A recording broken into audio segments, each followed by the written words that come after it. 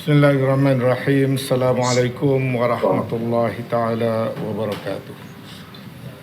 Tuan Yang Dipertua, Alhamdulillah 26 orang rakan-rakan ahli-ahli yang berhormat telah dalam perbahasan masing-masing menyentuh perkara-perkara di bawah bidang kuasa Kementerian Komunikasi dan Multimedia. Pada mereka semua saya ucapkan terima kasih. Dan kalau speaker beri 20 minit, saya ada 26 orang yang nak kena jawab. Tak tahu macam mana nak uruskan. Boleh bertulis. Walau bagaimanapun saya cuba sebaik yang mungkin.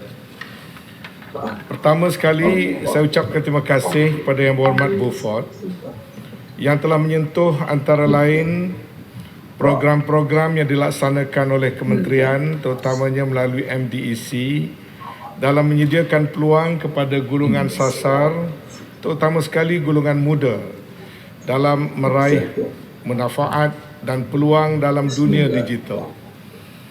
Saya ucapkan terima kasih kerana keprihatinan semikian amat selari dengan dasar dan matlamat kerajaan untuk menggalakkan penyertaan ekonomi digital, terutamanya di kalangan orang-orang muda. Anak muda pewaris negara berjiwa kental, berakal kuat. Digital ekonomi perlu diutama agar Malaysia kekal hebat. Yang Berhormat telah meminta saya menyenaraikan antara program-program yang telah dijalankan dan manfaat yang telah diperoleh oleh anak-anak muda. Sebenarnya sekian lama berbagai-bagai program yang telah dijalankan oleh kementerian. Misalnya yang pertama, program Global Online Workforce ataupun GLOW, ataupun dirujuk juga sebagai GLOW Penjana, telah diperkenalkan pada kira-kira 2 tahun yang lalu bagi membantu lebih daripada 10,000 individu daripada kumpulan sasar seperti mereka yang hilang pekerjaan, individu yang terjejas sumber pendapatan termasuk yang dipotong gaji sewaktu perintah PKP dan juga para graduan yang menganggur. Kumpulan ini telah dilatih dalam pelbagai bidang dan seperti mana yang sebutkan tadi, sehingga Jun 2000 tahun ini, 2021, seramai 10,200 peserta telah dibimbing dan telah berjaya menjana pendapatan lebih daripada 15 juta dan selaras dengan pengumuman pakej perlindungan rakyat dan pemulihan ekonomi ataupun pemulih pada 28 Jun yang lalu, pihak MDEC telah melancarkan program khas GLOW Pemulih sebagai program sambungan program yang baik ini dan boleh mula menerima pendaftaran mulai pada bulan ini, bulan September 2021. Satu lagi program MyWIT atau My Digital Workforce Work in Tech merupakan program yang telah dilaksanakan bagi menambah baik kemahiran pekerja Malaysia dan meningkatkan keupayaan dan permintaan terhadap mereka di samping memberi insentif kepada para majikan. Sejajar dengan program celik digital dan peningkatan skill MDEC, inisiatif ini adalah sebuah platform yang menggalakkan syarikat untuk mengambil pekerja-pekerja melalui insentif gaji dan kursus latihan. Program ini juga telah memberikan peluang kepada ramai daripada kalangan para peserta. Kita juga ada program seperti program perkhidmatan digital perniagaan, program perantis teknologi digital dan juga program Premier Digital Tech Institution yang dijalankan bersama institusi TVET bagi membolehkan universiti-universiti mempunyai kurikulum yang dapat menyampaikan maksud yang sama. Kira-kira 24 fakulti daripada 16 IPT telah diberikan penarafan PDTI ini dan sejak diperkenalkan Universiti-universiti tersebut telah melahirkan lebih dari 30,000 graduan.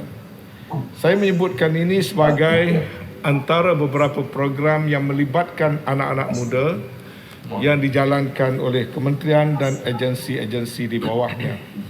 Terutama sekali bagi peringkat universiti adalah untuk menentukan kita dapat meningkatkan kebolehpasaran graduan atau graduate employability kepada satu tahap yang membanggakan.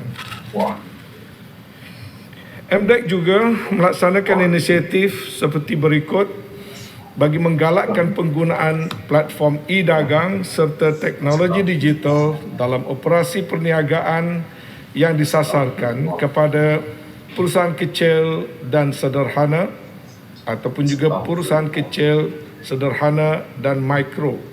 Antara program ini untuk makluman yang berhormat ialah kempen e-dagang untuk PKS dan usahawan mikro yang telah memberikan peluang kepada lebih pada 209 orang pengusaha yang mana menerusi kempen ini telah mencapai hasil jualan lebih daripada 834 juta. Kempen ini telah dijalankan sejak 2016 dan diteruskan hingga sekarang. Kempen usahawan muda dan juga kempen Shop Malaysia Online adalah antara program-program yang dijalankan yang sebahagian besarnya disertai oleh anak-anak muda. Kempen Shop Malaysia Online telah berjaya menjana jualan e-dagang melebihi 945 juta dengan 8.2 juta jumlah transaksi dan telah memberi manfaat kepada lebih dari 202,000 peniaga Malaysia. Kempen ini telah dilaksanakan sejak Ogos 2020 dan diteruskan sekarang. Tuan Yang Dipertua, saya ucapkan terima kasih kepada Yang Berhormat Simpang Renggam yang telah menyentuh tentang penyalahgunaan. Yang Berhormat, boleh saya minta penjelasan? Beaufort. Ya, silakan. Ya, terima kasih di atas jawapan tadi. Saya ingin bertanya, daripada program-program yang dilaksanakan dan begitu ramai yang mendapat manfaatnya diberikan oleh kerajaan, berapa peratus kedagangan mereka ini terdiri daripada anak-anak muda kita yang berada di luar bandar? Karena seringkali mereka, aduan mereka ialah mereka tidak dapat, reach out kepada mereka tidak sampai. Terima kasih. Dr. Beaufort, sila Menteri sambung. Sebenarnya berhormat, sesuai dengan dunia teknologi digital, sebenarnya kita tidak perlu mengasingkan sama ada bandar atau luar bandar. Tetapi saya faham maksud Yang Berhormat kerana kemungkinan anak-anak muda di luar bandar tidak sampai maklumat kepada mereka. Saya ambil perhatian tentang pandangan Yang Berhormat itu kerana saya memahami maksudnya. Seharusnya kita berikan perhatian kepada anak-anak muda di luar bandar. Bagi perkara yang dibangkitkan oleh Yang Berhormat Simpang Renggam tentang penyalahgunaan media sosial dan jenayah cyber, saya tidak mahu mengulangi jawapan kerana saya telah memberikan jawapan pada 14 bulan 9 kepada soalan Yang Berhormat Beaufort, soalan nombor 3 pada hari tersebut. Dan jawapan-jawapan itu saya fikir bolehlah dirujuk kepada jawapan yang telah saya berikan kerana masa yang agak terhad. Saya ingin menyentuh sepintas lalu tentang apa yang dibangkitkan oleh Yang Berhormat Kota Kinabalu tentang keberkesanan Malaysia Emergency Response System ataupun MERS 999 kerana dikaitkan dengan satu peristiwa yang berlaku di Kota Kinabalu dan saya telah menyemak apa yang telah berlaku dan oleh kerana ia memerlukan satu perincian bilakah panggilan diterima dan bilakah reaksi diberikan dan sebagainya, saya akan berikan pada Yang Berhormat kronologi terperinci apa yang telah berlaku. Cuma apa yang ingin saya sebutkan di sini, pusat-pusat MERS 999 ini yang ada di Kuala Lumpur, Melaka dan Kuching adalah tujuan untuk mengintegrasikan respons terhadap panggilan-panggilan kecemasan di samping menguruskan soal-soal panggilan palsu dan sebagainya. Dengan kaedah dan teknologi, panggilan-panggilan dapatlah ditapis dan reaksi yang real time dan segera dapat dilakukan. Tetapi oleh kerana perkembangan teknologi yang pantas, kita akan melihat kepada prospek-prospek untuk terus memperbaiki khidmat MERS 99 ini untuk ditambah baik.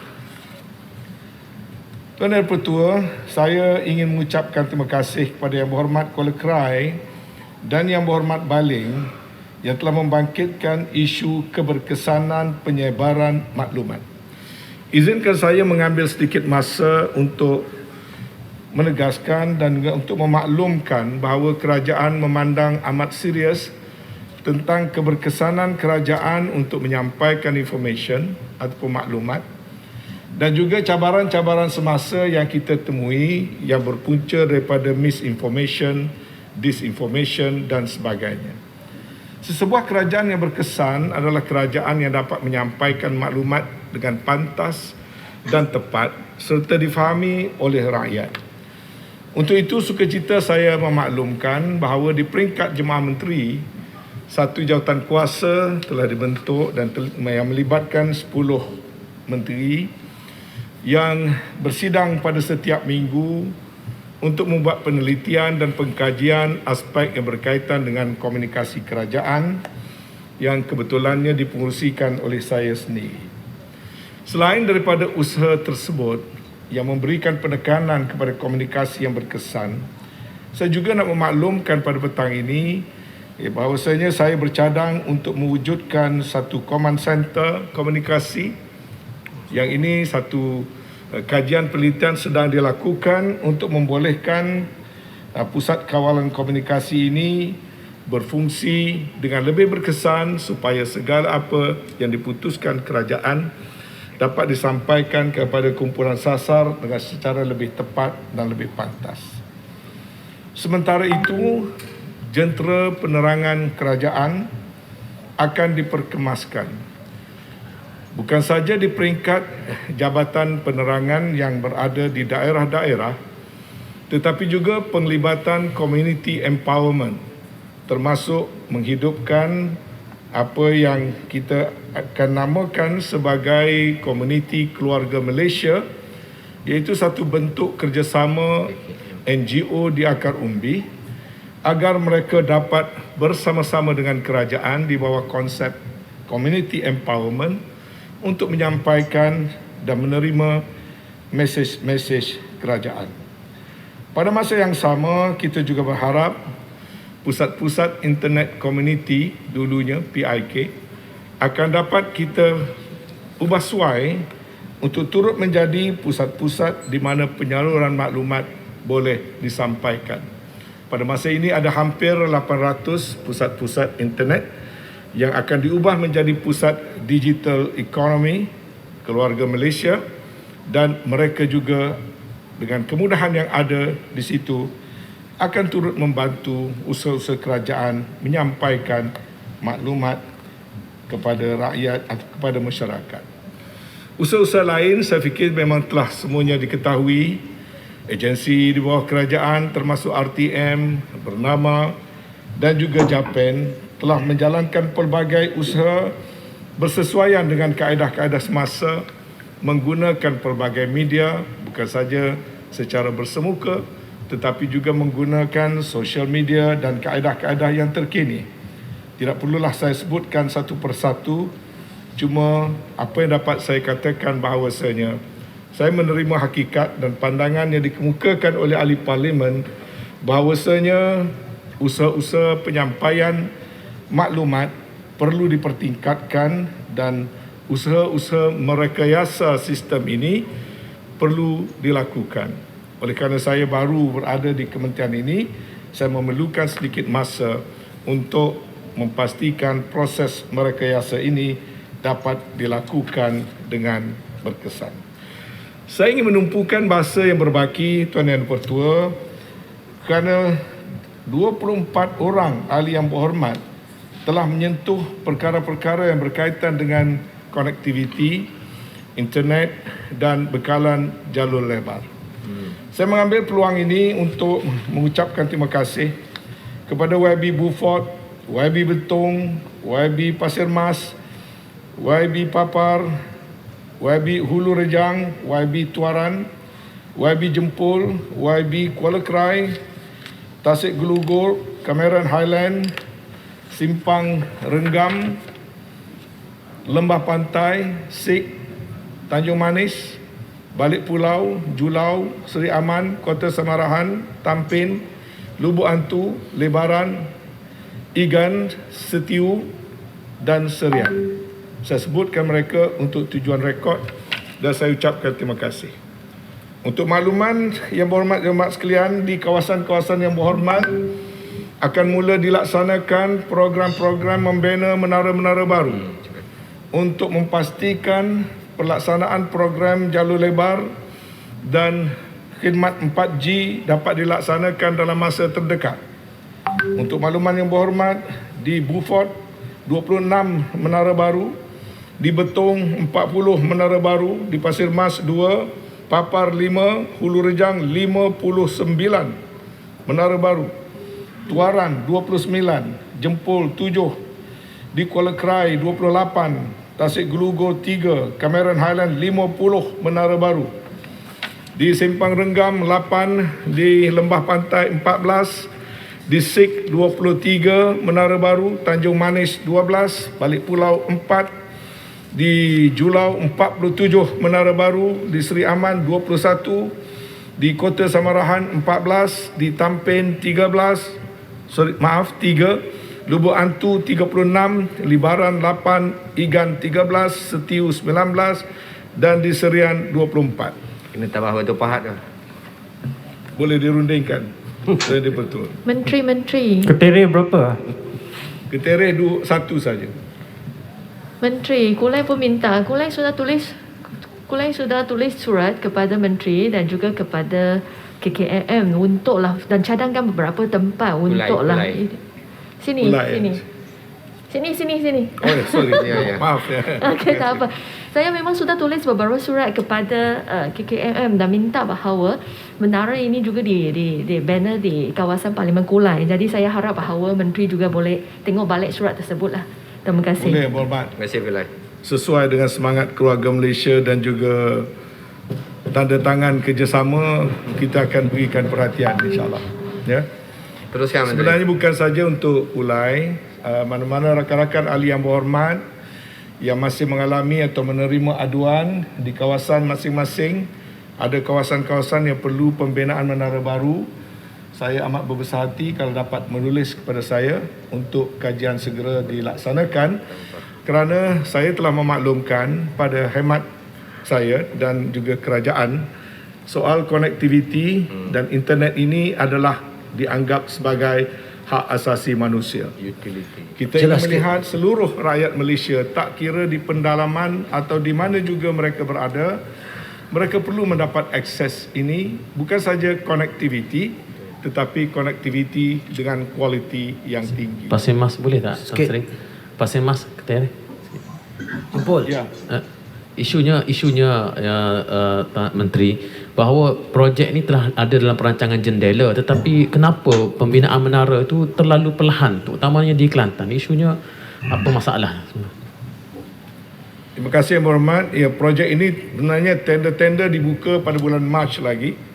Saya tak dapat beri jawapan apa yang berlaku sebelumnya, tapi saya nak memaklumkan pada Dewan Yang Mulia ini, dalam tempoh 4 minggu dalam bulan daripada sekarang, semua tender-tender ini akan dikeluarkan, akan dibuat. Terima kasih Tan Sri. Terima kasih. Tahniah. Sikit Menteri. Jempol sikit. Ya, terima kasih saya ucapkan pada Menteri kerana jempol dapat 7 kalau tak silap saya tadi 7 Ya. 7. Alhamdulillah. Apa yang ada kegusaran ni tentang soal fee untuk bayaran yang kurang mendapat liputan ini, mereka di kampung ini masih bayar yang sama. Jadi adakah ini ada dapat rebate dan sebagainya? Kerana sekarang ni pembelajaran secara PDPF ni dia mendapat kesan yang sangat mendalam kepada mereka, warga terpaksa duduk di bansal, getah dan sebagainya, duduk atas bukit dan sebagainya sementara menunggu siap. Adakah jangka siap ini yang mengambil masa yang agak lama dan time frame itu sangat diperlukan. Terima kasih KPI Menteri, hebat. Jempol minta maaf. Face mask tutup ya. Baik. Menteri Nak Ya. Sila rumuskan, kalau nak tambah berapa minit sini? Ya, saya nak rumuskan begini. Baik. Agenda ini adalah satu agenda yang kita berikan keutamaan yang paling tinggi sekali. Sasaran kita dari segi connectivity harus mencapai 100%. The remaining 2%, di bawah jendela kita akan capai 96.9% coverage 4G. Itu yang pentingnya 4G, ya. Kita akan migrate daripada 3G kepada 4G dan menjelang hujung tahun ini khidmat 3G kita harap dapat ditamatkan supaya kapasiti dapat digunakan sepenuhnya oleh khidmat 4G. Seperti mana yang kita tahu dalam soal connectivity ini dan juga kemudahan rakyat itu ada berbagai-bagai aspek. Pertama, asasnya adalah prasarana. Ini yang perlu dilaksanakan oleh jendela dengan jayanya yang akan menelan belanja hampir 9 bilion semua sekali secara berperingkat, dan fasa 1 yang sedang dilaksanakan sekarang diharap dapat disiapkan sebelum akhir tahun hadapan dan perlu dilaksanakan serta-merta pada suku keempat dalam tahun ini juga. Yang keduanya adalah soal kemudahan seperti gadget yang selalunya timbul masalah pada para pelajar. Untuk itu, baru pada 15 bulan baru-baru ini saya telah mengumumkan package supaya setiap pelajar boleh memiliki gadget 4G dengan harga yang semurah mungkin. 2 package yang telah diumumkan itu termasuklah package peranti keluarga Malaysia yang mana dengan hanya melanggan package 0 plus 40, yakni package bulanan prabayar RM40 sebulan, mereka boleh mendapat gadget secara percuma, yakni gadget 4G. Dan juga package yang satu lagi adalah untuk memberikan kemudahan data, experience internet secara percuma, unlimited, serta data tambahan kepada data 1G percuma setiap hari untuk hanya RM30 3 bulan, iaitu hanya RM10 saja satu bulan. Dia boleh mendapat 110 GB data, productivity dan juga data untuk dia nak menggunakan untuk download, menonton gambar dan sebagainya. Jadi saya melihat ini sebagai satu program yang menyeluruh. Sementara prasarana ada satu perkara yang penting, saya beri jaminan pada Dewan Yang Mulia ini pelaksanaannya akan dilaksanakan dengan segera, dan saya akan membekalkan kepada ahli-ahli yang berhormat semua program jendela yang terkini di kawasan masing-masing supaya yang berhormat boleh menyemak kalau terdapat juga lagi Kota Semerahan kawasan-kawasan. Libarannya sekejap boleh sekolah. Kota Semerahan boleh, mohon. Terima kasih Pencerahan. Datuk Menteri. Ya. Libaran dapat 8 menara, tetapi kebanyakan kawasan di Libaran ini ialah jauh daripada bandar, masuk ke pelosok-pelosok kampung yang tidak mendapat manfaat. Jadi masalahnya ialah anak-anak yang sekolah memang payahlah untuk mendapat kemudahan yang dibagi, tetapi apa yang saya minta supaya kerajaan dapat menambah lagi untuk kemudahan di Libaran. Terima kasih. Terima kasih. Satu lagi Menteri. Kota Semerahan. Kota Semerahan. Ringkas. Terima kasih Yang Berhormat Menteri tentang penjelasan tadi. Kota Semerahan pun ingin merakamkan penghargaan. Namun begitu dalam kes perkara telekomunikasi, bukan saja prasarana yang perlu ditekankan. Pengalaman kita di luar bandar ni, prasarana kalau dibuat juga, satu lagi isu yang perlu kita lihat ialah service provider. Jadi maksudnya saya mencadangkan agar pihak kementerian bekerjasama rapat dengan service provider, contohnya TM, lepas tu Maxi, Celcom dan sebagainya.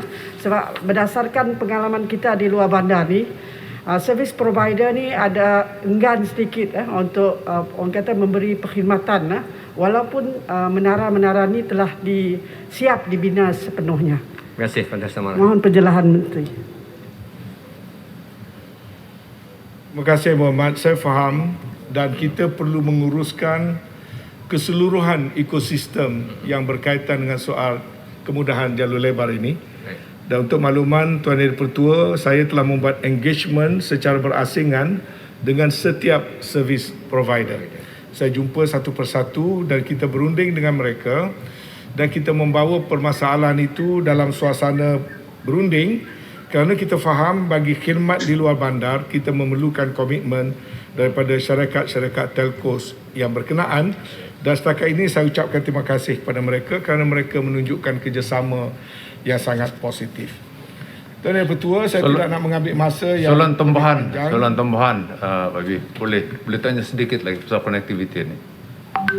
Terima kasih Yang Berhormat. Dalam engagement dengan telcos, adakah juga Yang Berhormat telah buat engagement dengan Miasat, khususnya dari segi memastikan supaya kita dapat menggunakan teknologi satelit untuk to reach pada setiap tempat-tempat di mana keadaan muka bumi ini berbukit bukau, dan berapa banyak pun menara jika sekalinya telcos biasa tidak dapat menyelesaikan masalah ini tanpa penggunaan teknologi satelit. Itu satu. Yang kedua, apabila menggunakan teknologi satelit tentunya ini daripada pihak swasta dan akhirnya ini melibatkan harga data dia. Jadi bagaimana adakah pihak kerajaan pertimbangkan untuk memberi subsidi jika sekiranya harga kos dari penggunaan data itu begitu tinggi, terutama sekali di luar bandar. Terima kasih. Sila Menteri. Terima kasih Yang Berhormat. Untuk makluman Yang Berhormat, sebanyak 839 lokasi di kawasan-kawasan terpencil seluruh negara telah dikenal pasti dan telah pun diluluskan untuk pembinaan kemudahan menggunakan teknologi satelit. Macam saya katakan tadi, oleh kerana kita menganggapkan ini sebagai hak asasi manusia, hak asasi rakyat, maka walaupun terpencil dan kosnya agak tinggi, kerajaan telah membuat komitmen untuk meneruskan program ini. Sebagai contoh misalnya di Parlimen Cameron Highlands saja, 54 lokasi yang kita telah laksanakan dan kita laksanakan juga di kampung-kampung orang asli di pendalaman. Jadi saya bersedia untuk berbincang dengan mana-mana ahli-ahli yang berhormat yang mempunyai kawasan-kawasan terpencil yang sedemikian, yang mungkin merupakan lompong-lompong ataupun kawasan yang masih tertinggal daripada rancangan yang telah kita buat, sama ada oleh jendela ataupun ada satu lagi program di bawah kementerian yang kita panggil POP, Point of Presence, yang sedang kita laksanakan dengan satu peruntukan pembiayaan langsung oleh kerajaan bagi memasang fiber optics bagi memberikan bekalan jalur lebar yang lebih stabil. Jadi kita ada dua program, satunya jendela yang menumpu kepada pembinaan tower dan juga equipments. Kita juga ada pembinaan gentian optics bagi lebih banyak premises dapat dihubungkan dengan optic fibers.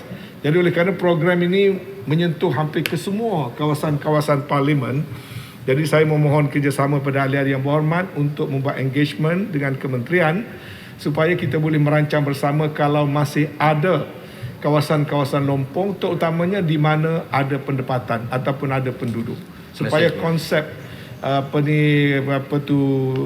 connectivity ini sebagai satu human right dapat dilaksanakan secara menyeluruh. Terima kasih. Yang Berhormat, di Tuaran ada yang dijanjikan dahulu dari segi jendela ini dan juga untuk fiber optik, tetapi kita menunggu pelaksanaan, terutama sekali dalam satu tempat yang sudah pun diluluskan. Terima kasih. InsyaAllah Yang Berhormat, 29 adalah menara, dan bagi tempat-tempat terpencil kita perlu bincang untuk membolehkan kita membuat rancangan untuk menggunakan jalur lebar satelit. Saya akan lihat pada perkara ini. Terima kasih Tuan Deputy. Assalamualaikum warahmatullahi wabarakatuh. Menteri, terima kasih. Saya dah bagi tambah 10 minit dah kepada saya langsung, perbahasan saya langsung tidak disentuh oleh Menteri berkenaan dengan 5G yang saya sebutkan sebanyak 5 perkara. Jadi saya mohon juga penjelasan dan jawapan bertulis dari pihak-pihak Menteri. Boleh? Sebenarnya saya ada masuk dalam teks ucapan saya, tapi oleh kerana menghormati masa, saya akan berikan jawapan betul. Bukan saja pada Yang Berhormat, sebenarnya ramai lagi yang tak dapat saya ulaskan satu persatu. Saya akan tetap beri makluman secara bertulis. Terima kasih. Minta kalau boleh esok. Boleh, insyaAllah. Betul, biasa 5 hari bertulis.